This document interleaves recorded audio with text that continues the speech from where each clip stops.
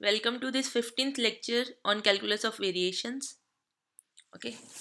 In this lecture, we are trying to have a very we are going to introduce a very important concept, that is invariance of Euler's equation. What is that? What does that mean? Let's see. So basically, what we are trying to see is, like, suppose we have this functional j of y, which is the usual functional which we are dealing for like long time, a to b fx y dash dx. This is our usual functional. Here y is the function of x, independent variable x, and x and y are rectangular coordinates. And suppose that we want some other coordinates. So basically, for example, we have a functional in polar coordinates or cylindrical coordinates or spherical coordinates. So basically, we have a transformation. We are going from xy. This is, here the variables are x and y. So basically, we have x and y plane, and we want to move to another plane, that is u and v. So basically, we have this transformation: x is a function of u and v, and y is a function of u and v, right? If and this transformation is such that this Jacobian is non-zero. Okay. So we will see why we need this Jacobian non-zero. So so it means that if we have a yx curve here in xy plane, and under this transformation, that curve will be some curve in ub plane. So basically, we are given a transformation. This is a transformation. This is a transformation which is given. What is special about this transformation? That this Jacobian is non-zero. This is a transformation which is given, and under this transformation, a curve yx in xy plane will be transformed into a curve v, which is a function of u, into uv plane. Now, if yx is extremal here, okay, just a minute. Before that, a curve will be transformed into a curve, and this Jacobian, sorry, not Jacobian, this functional will be transformed into some another functional. So basically, what we are doing is, we are doing x, replacing x with u, y, not x with u. So basically, what we have to do here is, for example, if we want to transform this functional under this transformation, so these are the steps which we have to follow. We need to replace our y dash. So basically, what is our y dash? Y dash is dy by dx. So that will be dy by du divided by dx by du. And now you are given y is equal to function of v and u. So dy by du will be yu. This is partial derivative of y with respect to u, plus yv times v dash, divided by dx by du is xu plus xv times v dash. And this dx we need to replace. So we have dx by du is equal to xu plus xv times v dash. So it implies that dx is equal to xu plus xv v dash times du. So we can transform this functional as f. X will be a function of u and v. So basically, everything here will be in terms of u and v. And this y is a function of u and v. So everything here will be in terms of u and v. This is y dash we have computed. Everything here is now in u and v, and this is your dx. So basically, finally, we and this a1 and b1, they are corresponding to this a and b. When x is equal to a, we have corresponding u is equal to a1. When x is equal to b, we have corresponding u is equal to b1. So the functional is transformed into this functional, which is u v dash du. So basically, under this transformation, this functional is transformed into this functional, and any curve here will be transformed into another curve here. So now what we are trying to see is, if a curve is extremal for this functional, so it will satisfy this Euler's equation, right? If y of x is extremal for this functional, then it will satisfy this Euler's equation.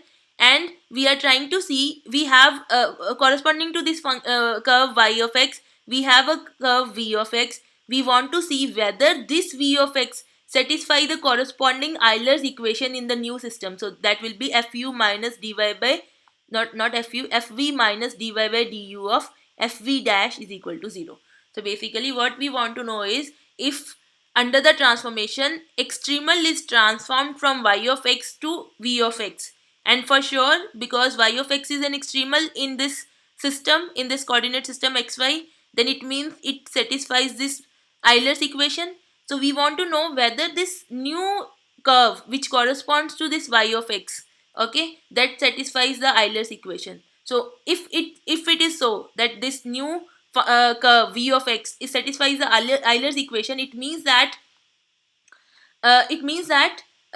this extremals are independent of the coordinate system you are in. For example, whether I want to compute the extremal of this functional in Cartesian coordinates or in polar coordinates or in spherical coordinates, I will always get the same results. Okay, so this is the meaning of invariance of Euler's equation. So let us try to see that whether this is true what we are saying. Okay, let's move to next slide.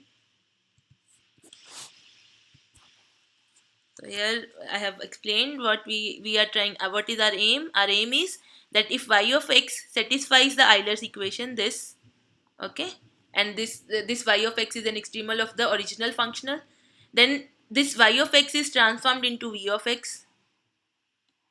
Okay, we want to prove actually that this satisfies the Euler's equation corresponding to the new functional, right? To prove this is our aim. This is what we want to prove. To prove this, we need a concept that is called variational derivative that I'll introduce in next slide. Okay, this is what we need to introduce, the concept of variational derivative. If we introduce this concept, then proving this is very simple job. So let's see what is this variational derivative.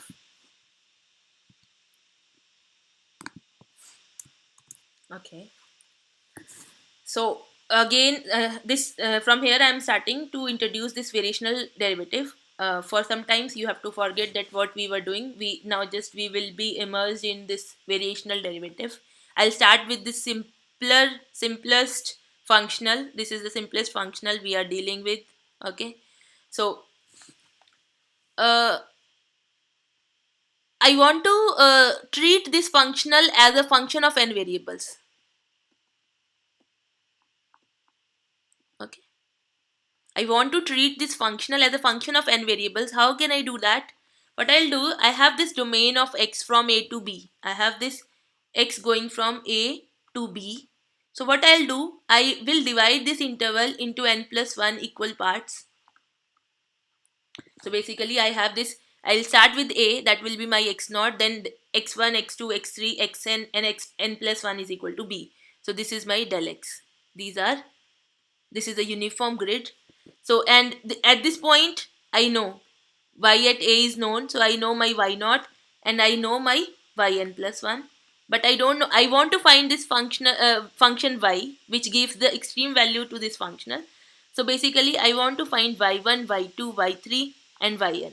So my y1, y2, y3, yn, these are unknowns. Okay, so and what I will do is I had this from x0 to x1, sorry, not x, from a to b I had this function y. I will replace this, now I have this x1, x2, x3, x4 and so on. So I'll replace this function y with the polygon line, this polygon line.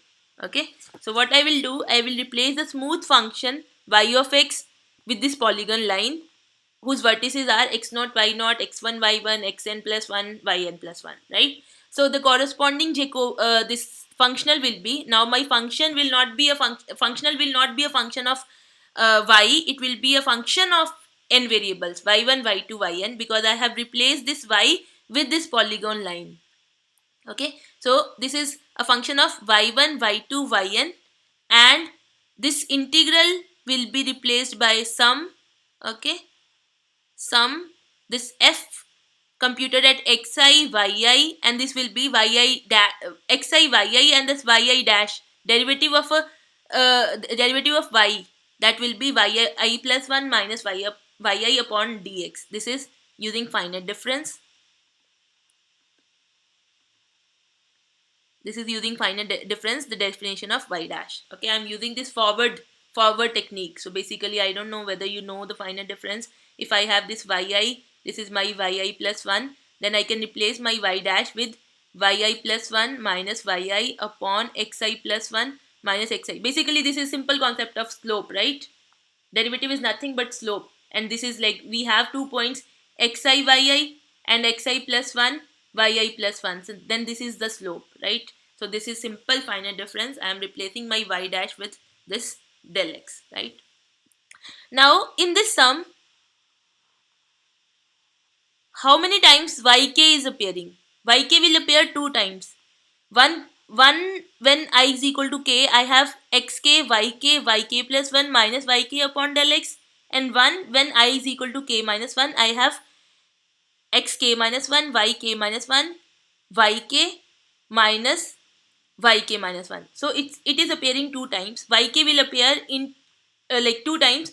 One when I is equal to k, that is in this term, and when I is equal to k minus 1, that is in this term, right? Now if I want to differentiate this function of n variables with respect to yk, so basically I want to find the partial derivative of this function of n variables with respect to yk.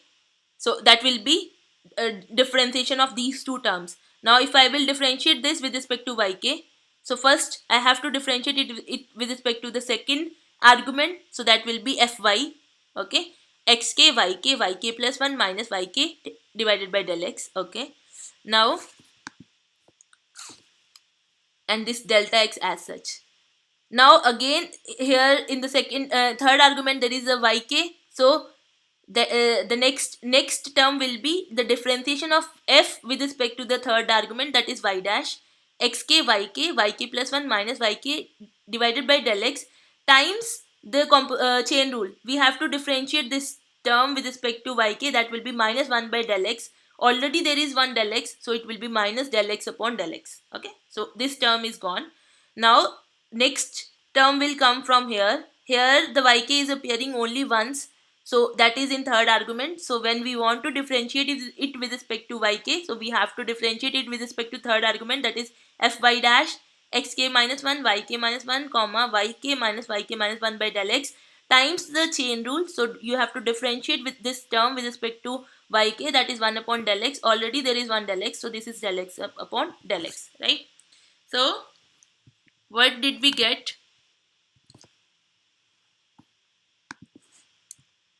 So we have this thing, curly j by curly yk is equal to fy, like xk yk plus 1 minus yk upon del x times del x minus, I have taken the negative sign common, this thing, right? Okay. Now what we want, like what we have done, we have replaced our yx with this was our yx, and we have replaced it with the polygon line, okay. Now polygon line will converge to y of x when del of x is going to 0, right? So basically we want to look at the limit when del x is going to 0, right? So now if you take in this star, if you take del x is equal to 0, then these terms will be same. It will be fy dash x y y dash minus fy dash y x y y dash. So these two terms will cancel and this is going to 0. So right hand side will be going to 0, right? So in order to obtain the limit which is in general non-zero, what we will do, we will divide the star with del x. When you divide the star with del x, you will get this. Okay, just simply divide it. You will get curly j divided by del x times curly yk is equal to this del x will go and you will get minus 1 by del x, this like this. Okay. Now what is this? This term del x into curly yk. So basically you have something like this. This is your xk and this is your yk. Okay, this is your polygon line. Okay, and this is your del x. This much is your del x. So, and this is your increase in y, del yk. Right? So this is your del yk. This is increase in yk. So this is this area. This area is when del x is going to 0. In the limit, this area is del x into curly yk. Okay, this area is equal to this when del x is very small. And basically when del x is going to 0, this term is going to become, so basically when del x is 0, this is the partial derivative of j with respect to y. So this will be curly j by curly y, right? and right hand side will be, when del x is going to 0, this will be fy x y dash minus, this is the derivative of fy dash with respect to x. Okay, I'm sorry, this is not the partial derivative of j with respect to y. What I am trying to say is, when del x is going to 0, I'll denote this thing, whatever it is, okay, whatever it is, I am denoting this thing with curly j by curly y, okay. But what it is, you can see, this is the rate of change of this functional with respect to this area, okay. Okay, so this is the rate of change of the functional j with respect to this area, this small area, because this is that small area, right? So basically, when del x is going to 0, this is the rate of change of the functional with respect to this area, small area, and I am calling that thing, whatever it is, I am calling that thing as curly j by curly y, and this is called the variational derivative of the functional. This is called the variational derivative of the functional, right? So, and you can see that this variational derivative of the functional is nothing but the left hand side of the Euler's equation. This is what? This is the left hand side of Euler's equation, right? So let's see where we are going.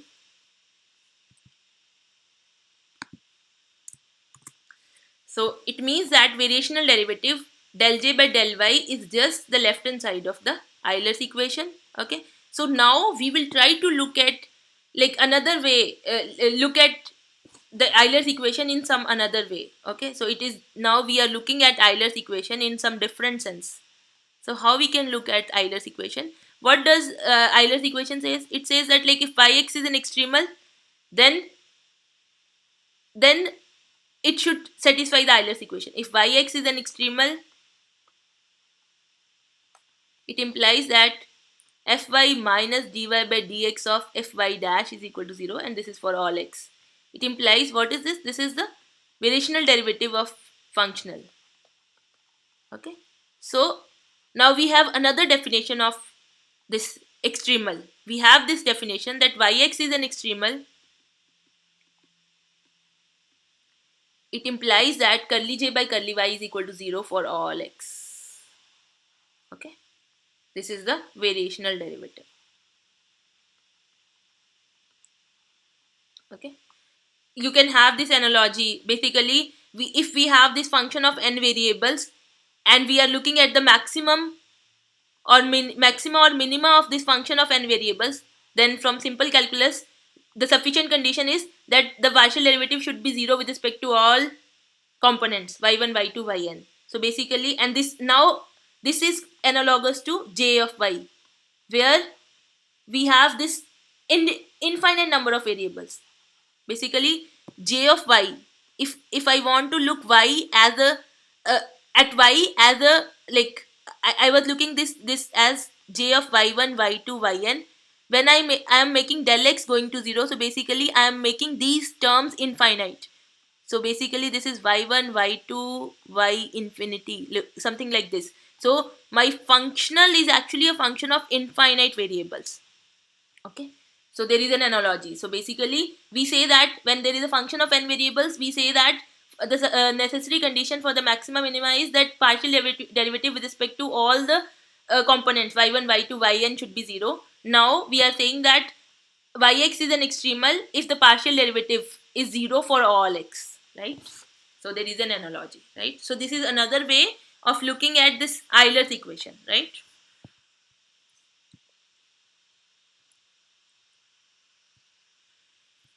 Okay. And now there is another way of looking at the variational derivative, right? Till now we have defined the variational derivative of for the functional of this form, okay.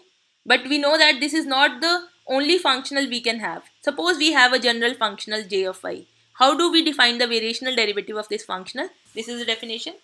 What we do, this is a functional, and suppose we have y of x as our input for this functional, and then we give an increment h of x to this functional, to this function y of x, and this hx is how it looks. It is like non-zero only in a small neighborhood of point x naught, and it is 0 everywhere. So we are giving this increment, this hx as increment to yx, okay. So now we see at the increment, we have j of y, j computed at y plus del y minus j computed at y. Now we divide this increment with the area del y. What is this area? This is this area. Okay, so basically you have this y of x, there is some point x naught, this is your incremented curve. This curve is y of x plus h of x. So basically this is the area between these two curves, right? So you have this j of y, you compute your functional at this curve minus at this curve divided by this area. You can see that this is nothing but what we were doing like in the last slide. So this is how this is the ratio we define. Just a minute. This is the ratio we define, and then we take the limit del sigma, this is area, this area goes to 0. We take the limit that this area goes to 0. This in such a way, this area, see, this area can go to 0. Either this, if this width goes to 0, or the maximum height goes to 0. So we want the area should go to 0 in such a way that both the maximum of hx and the length of the interval on which it is non-zero, they go to 0. In if you take such limit and this is approaching somewhere, this expression is approaching somewhere, if it is so, then that is called the variational derivative of j with respect to y at the point x is equal to x naught, right? So this is nothing but this is same as for this functional, the definition which we have got, that del j by del y is equal to f y minus dy by dx fy dash. This is same as this definition, okay, for this particular functional, right? So what we get is, we have this Euler's equation that if y of x is an extremal for the functional j of y, which is a to b f x y y dash dx with y of a fixed and y of b fixed, then the necessary condition is that it has to satisfy the Euler's equation, right? And we have seen that this is equivalent to saying that the variational derivative is 0 for all x, and in the third thing we have seen that the variational derivative is nothing but this thing, right? Okay, so finally what we get is that y of x is an extremal implies limit del sigma going to 0, j of y plus h minus j of y divided by del sigma is equal to 0 for all x. What is del sigma? Del sigma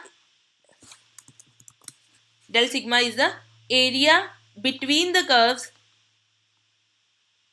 y plus h and y, right? Okay, so where we were, this was the concept of variational derivative. We are finished with the concept of variational derivative. This much is what we need.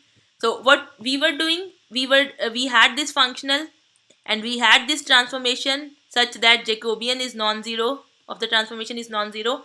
Under this transformation we obtained another functional, and we were trying to prove that if yx satisfies the Euler's equation here, then the corresponding curve v of x, which we will obtain using the transformation, satisfies the Euler's equation here. Okay, now it is very simple. Suppose this is my y of x and I have given an increment y, this is y of x plus h of x. So this is my area delta sigma, okay, and corresponding to y of x, this is the curve v of u under this transformation, and corresponding to this curve y of x plus h of x, I have this curve v of u plus eta n of u, okay, under this transformation, and this area is delta sigma 1. And how these areas are related, this is simple, we can get it from calculus, that under this transformation the area in uv plane and area in xy plane are related like this,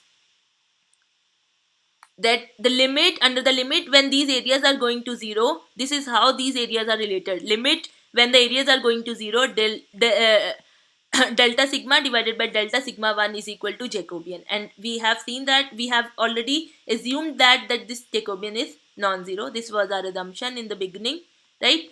Now if y of x is an extremal in this case, so it means that it satisfies the Euler's equation, and it means that we have seen here, it means that limit delta sigma going to 0, j of y plus h minus j of y divided by delta sigma is equal to 0. Now when I do this transformation, this j of y plus h will be transformed into j of v plus n minus j of y will be transformed to j of v, and this area will be equal to Jacobian times del sigma 1. So it will be transformed into del sigma 1 going to 0, Jacobian times del sigma 1. Now this is non-zero, so I can take it there. This is a non-zero constant number independent of del sigma 1. I can take it here.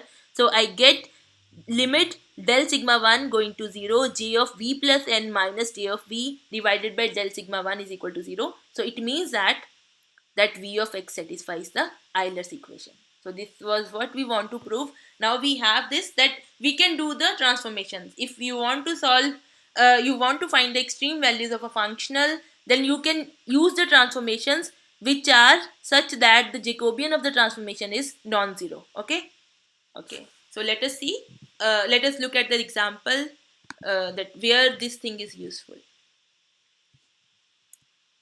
Okay, suppose we are given this problem. This is a problem that we need to find the extreme value of this functional. We are this r at theta naught is given, and r at theta 1 is equal to r1. These are specified. Now if here my independent variable is theta, r is like y, theta is like x, so I have this f theta r dash is equal to this. Euler's equation is fr minus d by d theta of fr dash is equal to 0. That will give me this. Now it is like not an easy differential equation to solve. It is really hard to solve this differential equation. Okay, so let us then what we can do, we can have a transformation. X is equal to r cos theta, y is equal to r sin theta. You can check that Jacobian of this transformation is xr x theta yr y theta is not equal to 0. You can check it. Okay, Jacobian of this transformation is not equal to 0. Under this transformation, now we know that, because we have already proved that it does not mean that we can always it is irrelevant that in which coordinate system we are. Okay, so basically this is the polar coordinates. This functional is in the polar coordinates, and we are using this transformation. Using this transformation we are going to this Cartesian coordinates. Okay, so we have seen that it is equivalent to solve the functional for extreme values in any coordinate system. So now we can use this transformation, and using this transformation you have this r square is equal to x square plus y square, and theta is equal to tan inverse of y upon x. You can compute your r dash. So r dash is basically dr by d theta, so that will be dr by dx divided by d theta by dx. Now your dr by dx will be, r is a function of x and y, so it will be rx plus ry times y dash. Theta is a function of x and y, so it will be theta x plus theta y times y dash. What is rx? Rx is from here you will get 2r. Rx is equal to 2x. So basically rx is x upon r. Ry is y upon r y dash. Similarly you can compute theta x from here. This is this. And theta y from here. This is this. So you will get r dash upon r is equal to x plus y dash divided by minus y plus x plus y dash. And also we need to replace this theta, d theta. So d theta is basically d theta by dx times dx. So this is d theta by dx times dx. This is this. So now your integral, your functional is this. I can take this r square common, so I'll get 1 plus r dash upon r square r d theta. I have computed this value. I can put that value here and do some manipulation. You will reach here. That solving this functional for the extreme value is same as computing the extreme values of this functional, and this is very simple, and you already know the extreme value of this functional.